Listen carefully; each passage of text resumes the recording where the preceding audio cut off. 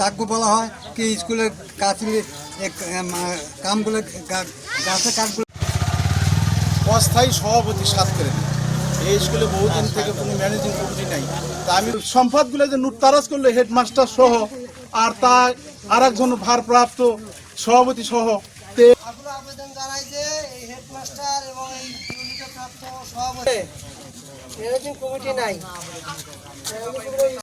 সাহেবগঞ্জ বাজারে, আপনারা সেই ঘরটাও দেখেন ঘরটা করছে কি করেন।